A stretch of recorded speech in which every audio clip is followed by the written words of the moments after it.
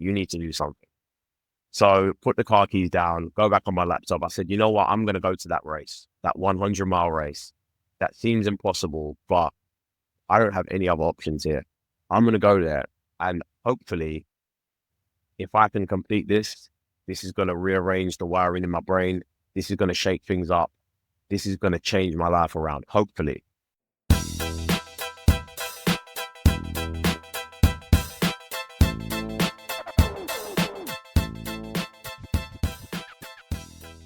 Hey guys, and welcome to the Skilled Dad Podcast. My name is Zach Reeser. I'm your host. And if you're listening today, man, I'm glad you're here. I'm glad that you're joining us.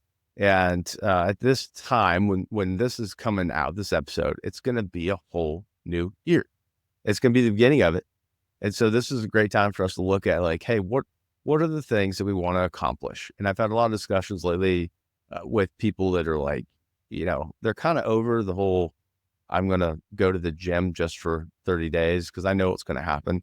So I'm going to start this out with a small challenge to you that when you're going into 2025, don't look at what you're going to do in the next 30, 60 days. Look at what you want to accomplish within a year. Just start there and then break it down as to what's going to help you get there.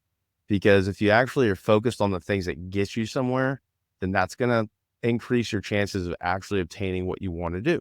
So if you don't know what you want to do, that's a great opportunity to go sit down and think about that and line it up because you can accomplish some really great things.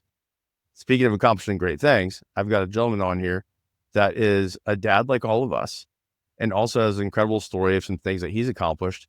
And he's willing to jump on the Skilled Dad podcast with us and share some of that. And he's just a lot of fun to talk to. We've already talked a few times and I'm really looking forward to this one. So today, on Skilled Dad, I've got Mr. Evren Ozka.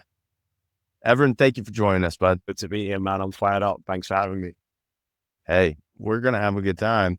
And, we're recording this about the holiday time period, at the time when everyone's going to listen to this. They've just gotten through that part of it. So you're either really, really excited or really bummed. But you're kind of a traveling man yourself, travel back for the holidays, and then you go back to some other places throughout. But I'd love to just kind of hand it over to you, tell us some of your story, and we'll take it from there. Yeah, exactly. So as you said, I'm kind of like based in between Dubai and London. So I was born in London, raised here, started my business career here. And for the past 3 years, 2.5 years, I've been in Dubai. And that was kind of, being a dad, that kind of came into play because at the time that I moved, it was 2021, which is coming out of COVID, and everywhere was a little bit manic. I'm sure you had the same thing over there, but London especially was just a little bit crazy. So didn't really want to send the kids to school here. My main priority was kind of safety. Where can we set up a life? Because once they started school, I didn't really want them to move. So we was thinking, right, where can we do this where it's safe, where we know the environment, where we know the people. And Dubai was kind of top of the list. So yeah, we made the move there and I've just been backwards and forwards ever since. So I do, I guess 60% of my time in Dubai and 40% here. I've got a footwear brand, which has been out for 10 years called Mallet London. I've also got a supplement brand called Everybody's Nutrition. So both are worldwide brands and they're set up in both Dubai and London. A lot of backwards and forwards. I would prefer if they were closer. I mean, London, Paris would have been a little bit more easier, I guess, or London, Amsterdam, where we do a lot of business as well, but it is what it is. There's worse problems in the world and I'm just enjoying the ride. Hey, absolutely. Remind me, how old are your kids? 6 and 5, 2 boys I have. So they're exactly 1 year and 1 day apart. You guys are busy. We were very busy in the beginning. We're getting less busy now because I was thinking about this the other day. It's like when your kids are born, the time you get to spend with them is like gradually diminishing over time and you can never go backwards. So obviously when they're babies, you get 24 hours, right? You're there all the time from night to day, 24 hours, even when they're sleeping, you have to be there. And then they get 2, 3, okay, they start doing preschool, stuff like that. You lose a couple of hours. Now they have school. We use 8, 9 hours. Okay. So now I've got a few more hours to play with. And then pretty soon when they get to 10, 11, I guess they're not going to want to know me. It's going to be the other way around. They're going to be saying, Dad, I want my own time. So I'm just trying to make the most of the time that I have with them. And taking this moment for what it is, because yeah, I'm involved. You know, I take them to school every day, pick them up. You know, speak to the teachers, try and be as involved as I can. I mean, obviously it's challenging sometimes with work and traveling and the endurance kind of work that I do as well. You know, the endurance races and endeavors. So it can be hard to find the time, but I always make sure I find the time. I mean, some things do have to give, and I make sure that time with them is definitely not one of those things. I'm glad you figured that out now at 5 and 6, because one of the topics that comes up so often with gentlemen that are chapters ahead of us. So my oldest is 9.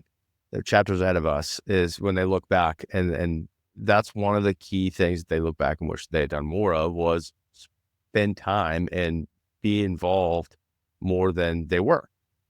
So the Yeah. fact that you've picked that up, and with, you know, your mobile, I'll call it mobile lifestyle and moving around, it sounds like you guys have created a good, like, I don't want to like the word balance, but the kids are along for the ride too. And it's normal to them, Yeah. sounds like, and they do well with it.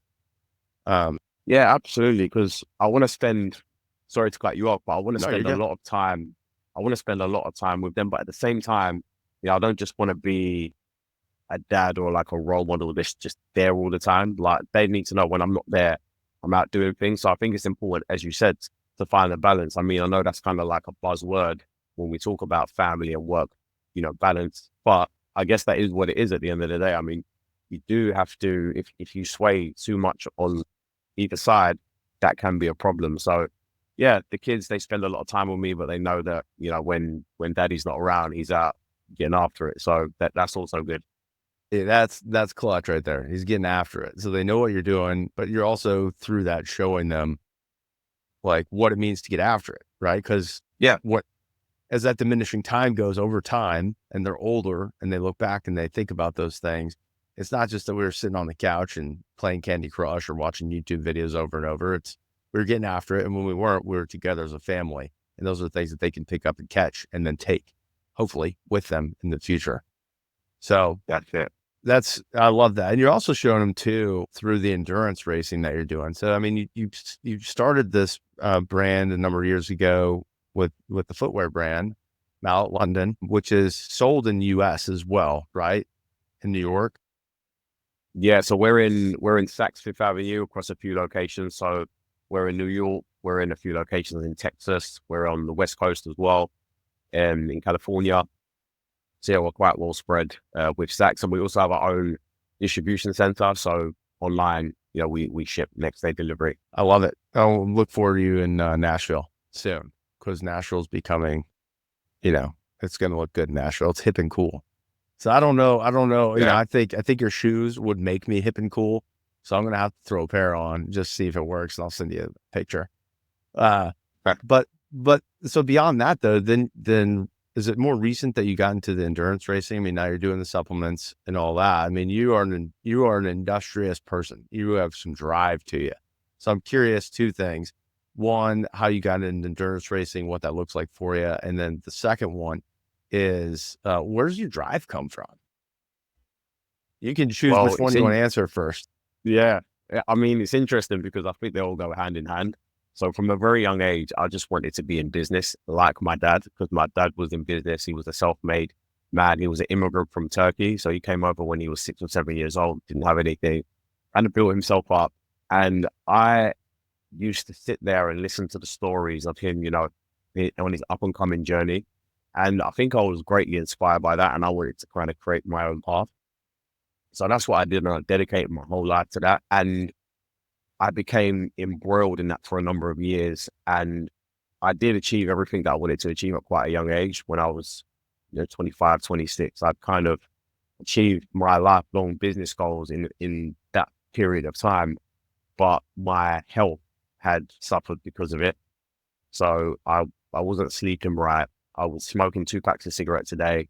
I was drinking very heavily. My drinking was becoming a problem. I was dabbling in drugs and things like that. It just become a very big issue. I wasn't taking care of myself at all. And the kids were the changing point, really, because I got married and then we had our first son.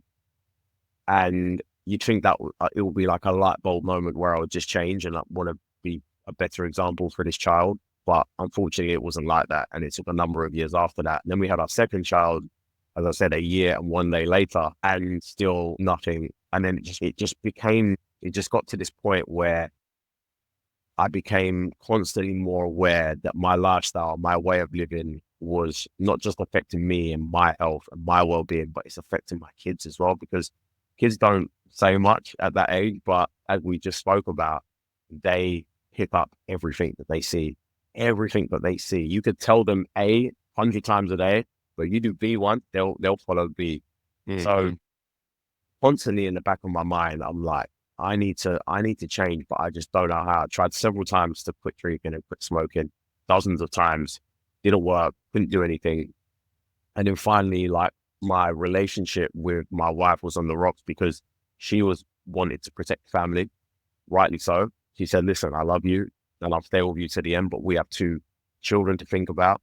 So, you need to change. Mm-hmm. So tried several times, come to a breaking point, and then finally I said, okay, I'm going to try one last time, and I'm going to stop here. And I was looking at anything I could. I was trying to read books. I was listening to podcasts, TV shows, anything I could. And I heard somebody say that you shouldn't try to take anything away. Like, if you have a bad habit, you don't take away, you replace. So I'm thinking, right, I want to give up my habits. What do I replace this with? So I thought, you know what, I'm going to try some kind of physical activity. And ultimately, I wanted to get mentally tougher. So I picked the one thing that I hate to do, which was running. At the time, I hated running, and I still do. To be fair, I hate it. It is really tough. Like, there's nothing like going out there and running. It takes a lot of discipline. Mm-hmm. So I was like, you know what, I'm just going to start running. I'm going to try and run 5K. So it'd been about 7 days at this point since I'd, vowed to never drink or smoke again.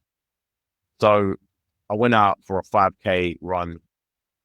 I ran for about 4 minutes and I had to stop. Knees, regular things. I was 25 kilos heavier at this point. Yeah. I don't know what that is in pounds. I think maybe 40 pounds, 50 pounds, something like that. I was just thinking heavier. the same thing. I was like, I don't know what that conversion is. I should. Yeah. I think it's something along those lines. And knees hurt, ankles hurt, all the things that you can imagine. Walked home. I said, well, I can't even run 5K. This is embarrassing. Let's go back to the drawing board. So I'm looking for things that I can kind of get me motivated, marathons, this kind of thing. But because this was during COVID and it was in lockdown, there was nothing on. All the races were cancelled except for this one race, which was a 100-mile endurance race. This was in Turkey. I was in Turkey at this time, lockdown in COVID, and all this on is this race, this 100-mile race. And I've never ran before. I've never done a 10K, never done a half marathon, nothing. But that's the only thing that's on. And as soon as I saw that, the first thought was, what is this? Is this over a week? Is this over a month? Like, how can a human being run for 100 miles? This is crazy.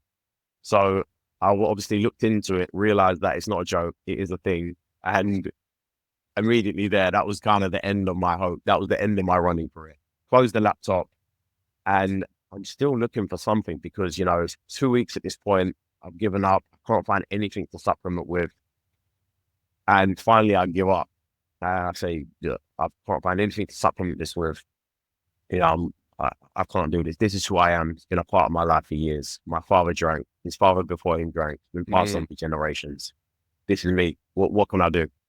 So my plan was to get in the car, get a bottle of Jack Daniels, start drinking again. And when my wife finds out, that'll be the end. And we'll deal with that when it comes to it. This was the mindset I was in at that time. Wow. Yeah.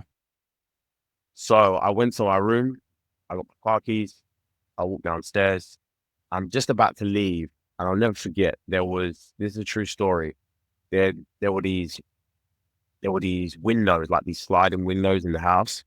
And my son, he was 2 years old. He comes through and he's like stumbling around and he's wearing one of my t-shirts and it's like obviously too big for him. And he's like almost tripping over and they're trying to get the t-shirt off of him because they're scared that this is the wife and the man, her mum, trying to get the t-shirt off him because they think that he's going to fall down or what have you.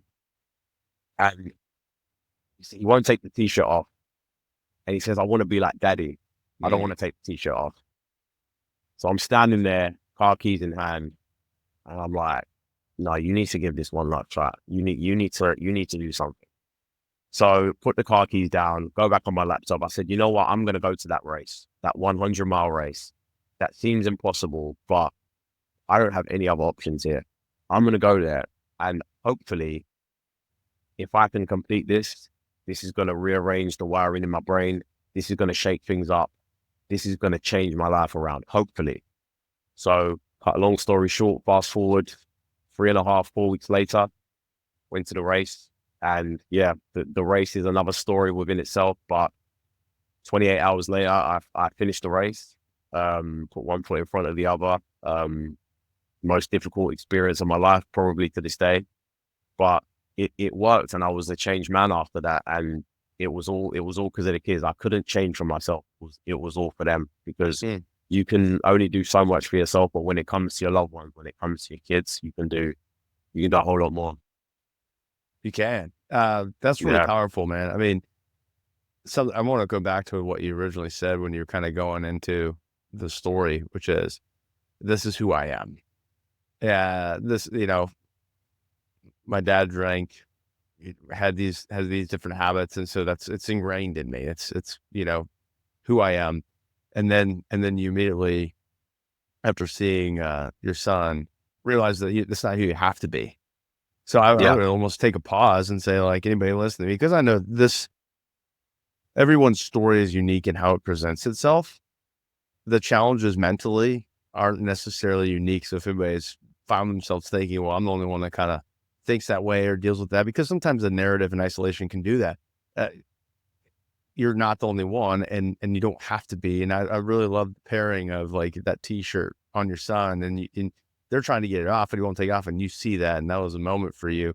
And but no, that's really powerful, dude. So I appreciate you sharing that story, because everyone's on a journey to figure out who they are, and then when we become dads, we're now influencers in who they're going to be, whether we like it or not, good or bad. Yeah.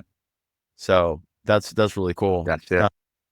I also really don't like running, but maybe I need to go run. Okay, here's a question. Have you ever done you've done 100 miles, which is ridiculous, and awesome. So congratulations on fighting through that. Have you ever done one of the mud runs? Not even on the same level, but a different type of experience.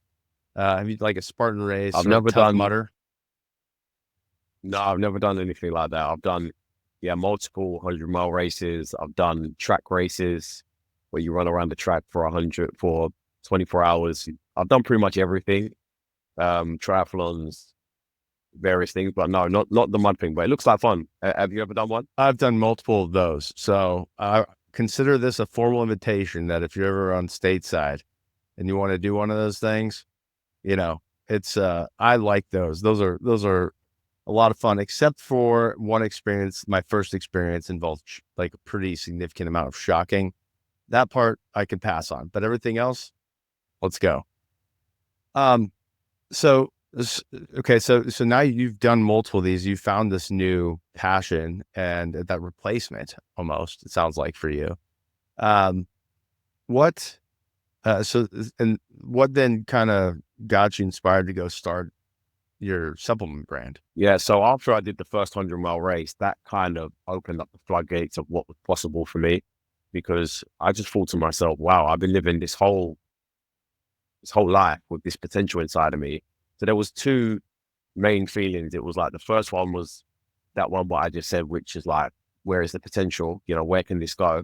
The second one was, I was immensely disappointed in myself. Like, look at all the time that I wasted. I could have been putting what I have inside, I could have been putting it to better use. So that kind of motivated me to do more in the space. And I wanted to do something around fitness, because that obviously became a part of my life, running, fitness, that kind of thing. So, clothing brand was in the question, but then I saw a gap in the market for like a homemade supplement brand, like a homegrown supplement brand, premium, good quality, made in the UK.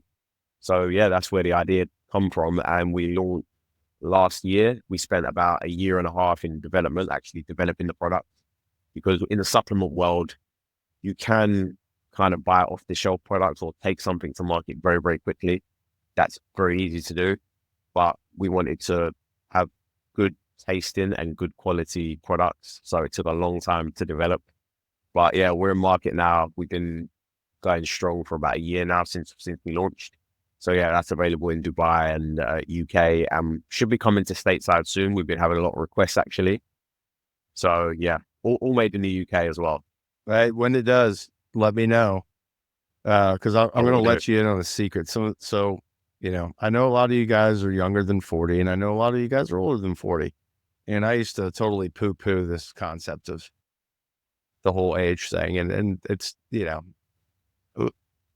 it's like the day after I turned 40, I went in, I was like, yes. And then the day after I was like, there's some weird things happening. So now I have to work harder for it. Right.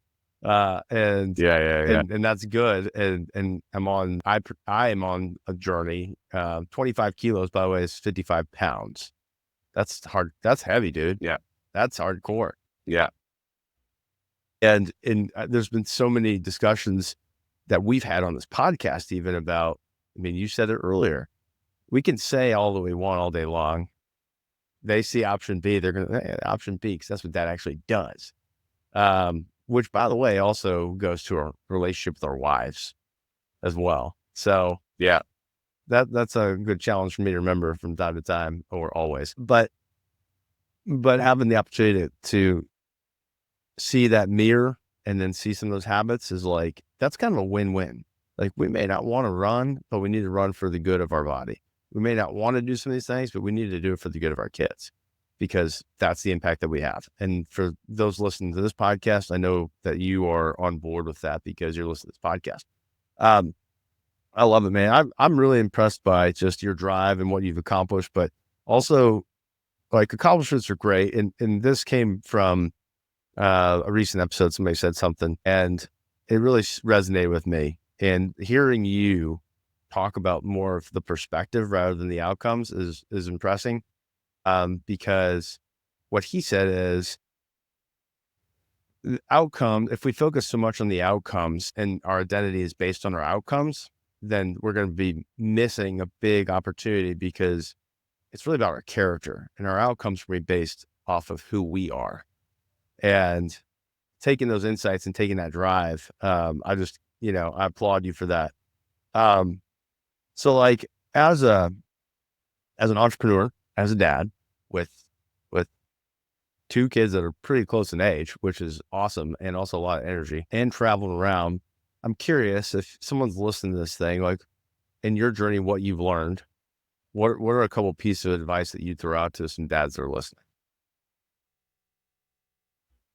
I think it's just to spend as much time as you can and to cherish each stage for what it is, because obviously each stage is going to have its own season, if you like, and just to take it in, because that never comes back. Like, they're who they are for that period of time.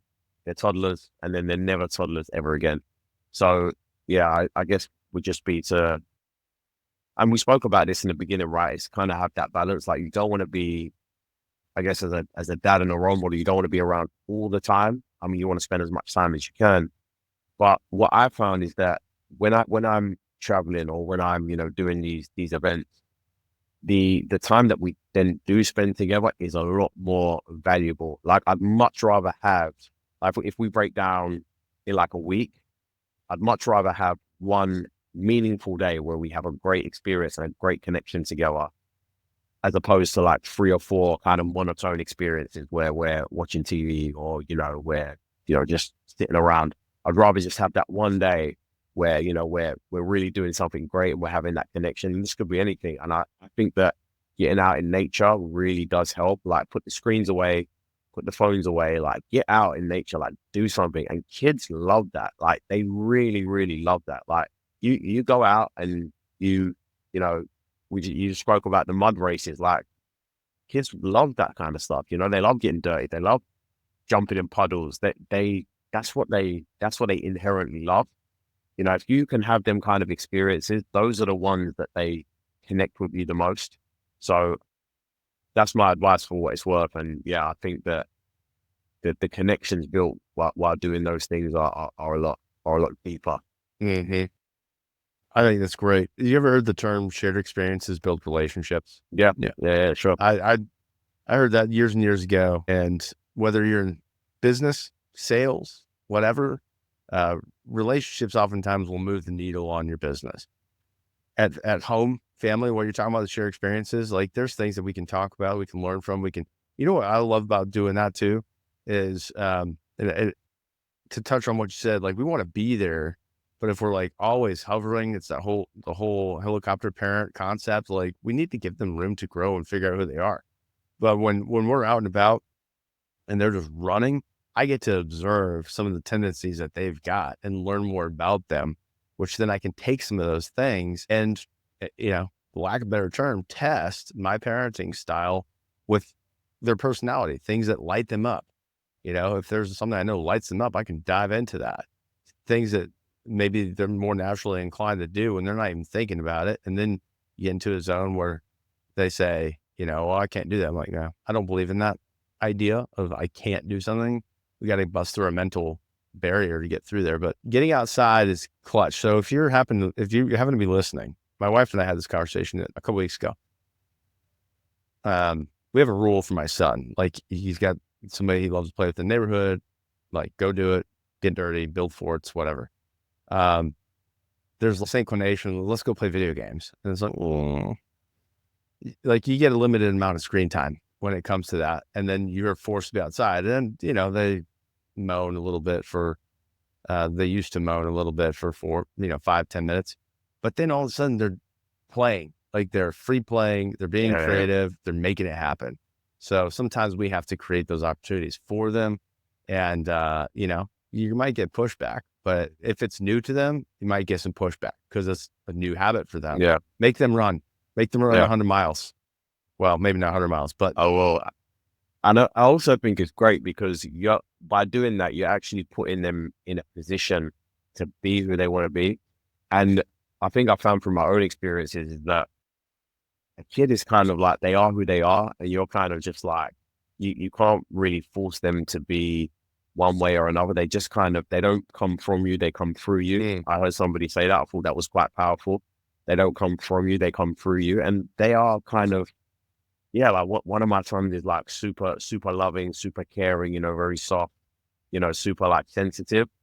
The other one is a little bit more kind of, I don't want to say aggressive, but he's like a little bit more rowdy.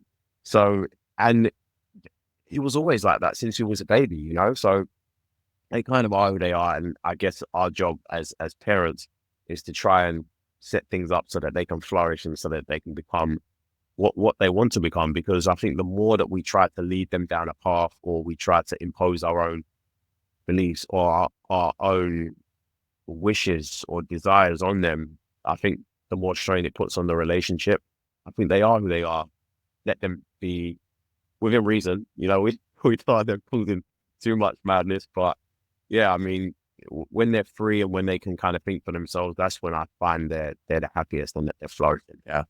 No, I think it's a great point. And it goes to us as people too. It's like find our strengths and our natural tendencies that we're inclined to go do that fires us up and then pour gas on it. But we can't do that if we don't know. If we're not there to see and observe and pay attention, it's going to be harder for us to be able to help create those opportunities and to help build who they are. And I totally get what you're saying. I've got 3 and one is probably going to like be the engineer that designs a rocket.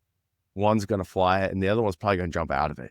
That's just, I got a whole squad. I mean, they're all from the same I love that. cloth, but they're all different. No, I think it's great. And I think this episode is really good coming out at the beginning of a new year. And I want to use you, hopefully it's not too awkward, but I'm known for doing awkward things as a good example of beyond the parenting. So like parenting is kind of our job once we have kids, whether you like it or not, like that's now our responsibility. It's now our role that we play. You've just been given the best promotion you're ever going to get. And it's going to be there the rest of your life, God willing. And, and we go into a new year, we can focus so much on the parenting that we forget about ourselves, which I think ties right into your story of, you've heard this before. If you listened, if you haven't, this first time you've heard it, but if we're not in the fight, who is in the fight for them? And if we're going to lead and tell them all these things, that's great. But what are we showing them? So let's lead from the front. And, Absolutely. and you listen to I listen to guys like you, and, I really hate running too, but I'm like, you know what? That's a thing. I'll find something to replace. Got plenty of those vices, but finding the things that fire us up, and then we can go and lead. That's powerful. And by the way, it's not just leading our kids. When other people around us in our community see that, like, it stirs something up in those guys. Like, hey, what's he doing? I can do that. Hey, I want to go try that, So, Yeah. I think that's awesome. So Yeah, keep it rolling. especially when people can see like where I started from and like where I am now. I think that's what's been relatable to a lot of my stories, that people look at me and think, well, I wasn't in that bad a shape, and look what's possible just through the mind. Because like physical wise, I was still the same. It was just my mind. It was just a shift in mindset. Like when you put yourself in those positions, you'll be astonished at what's inside. Like there's a lot more inside than you think. Like we always sell ourselves short, and this is true in sports, true in business, true in family life. Like we can always do better. And I think the start of a new year, and you touched on this in the intro, which I thought was great, is maybe not focus so much on what you want to do this year, but who do you need to become? Like, who do you need to become in order to achieve those things? Because that's what it's going to come down to, right? You have to be that person. If the person needs to be more disciplined, then you need to work on yourself. If the person needs to be more hardworking, you need to work on yourself. If they need to be more patient, you need to work on yourself. So focus more on that, and the things will follow, man. Things will follow. If you're working on yourself and you're constantly getting better, and when you look in that mirror and that person looking back at you is someone that you admire and respect and who's working on themselves, then you're going to feel great about yourself, and you're going to get more done. You're going to accomplish more, and your kids are going to see that, and they're going to thrive off it as well. They're going to take that energy from you as well, and they're going to want to do things. So yeah, be the example. And you've heard the saying before, like when the plane's going down, they tell you to put your own mask on first before helping your kid. And that's true. I think you really got to focus on your own health, your own mental capacity, your own endeavors first, so that you have your own things, you have your own life, rather than trying to pass those on to your kids. It's like, okay, have your own things, be the example, and they'll see it. Don't worry. They're going to pick it up. So yeah, I think that's really important. That's clutch. So that, what a key part of a sentence. Doing all this so that I can, and whatever that so that is for you, like that's a good indicator as to where you might be going. If you got the right reasons for it, you're gonna make it happen. I love that, dude. You mentioned your backstory. Where can people learn more about you if they want to go check you out? So I'm on Instagram. That's the main place to find me. I mean, I've never been on Instagram. It's been about a year and a half. But yeah, since the story started getting out, like my wife's quite big on social media, so she started sharing bits of my journey a couple of years ago, and we saw the impact that it was having, like people reaching out and stuff. So we made the account. I'm doing my best. I'm posting, but yeah, I guess Instagram is the best place to find me.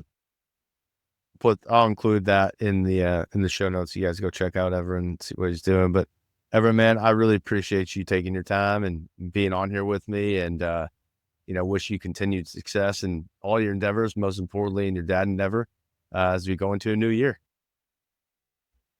Appreciate you too. Tough mother. I'm going to hold you to that. We're going to make it happen when I'm over there. Let's go. As long as there's no shocking. If there's shocking, we're going to do Spartan, but I got you. We're going to go do it. Let's do it, man. Right. Thanks, Evren. Appreciate you, man. Thank you. Guys, hey, if you've made it this far in the podcast, I know that you've got some things that you've taken away from Evren's story. Man, that's so powerful. When I was just listening to Evren talk about what he was struggling with, right? We all have something going on and various degrees, but the key thing that helped turn his paradigm around or give him a different outlook was when his son couldn't take his t-shirt off. Thank goodness for that. Thank goodness they can wrangle that shirt off because that was a turning point. And what I really appreciate too is, Evren's had success, he's had drive, and he's gone and done it. And it's really the takeaways that he shared as to seeing the importance of what it is that we show. And so as we go into this new year, my challenge to you is go and think about, I like what he said, who you need to become to get where you want to be. We can't do that if we don't know where we want to be. All right. So take some time, go somewhere that's quiet, peaceful to you, whatever that looks like. Map it out for yourself and don't let yourself say, oh, I can't do X, Y, Z. Forget that. Put it out there and then step back and say, okay, who do I need to become in order to make that happen? What are some of the things that I need to replace so that I can achieve those things, but also so that my kids can see me leading from the front? Everybody's got it in them. I've seen it so many times. If you can just get over that hurdle, start a new business, start that dream thing you want to try, write that book, run a 5K, and then work your way up to 100 miles if you want to go run 100 miles. Whatever that thing is for you, you've got the capability to do more than you think you can. And so here on the Skilled Dad Podcast, our focus is to help you focus on that so that you can go and build the next generation of leaders that we've got coming up. You're the ones leading it. I'm glad to be here with you as a dad doing the same thing. Would love to hear from you. You can follow us on Skilled Dad, at Skilled Dad on Instagram, skilledad.com, all those things. If you've heard something though in this story that you think could help somebody else, share it with them. That's what we can do, is we can help other people just by sharing a podcast. Even if you haven't texted them or talked to them in a while, send it over to them. Say you're thinking about them. Magic things happen when we do stuff for other people. So I appreciate all of you listening. I appreciate Evren being on here today. At the end of the day, I hope you took something that you can apply to your journey to becoming a skilled dad.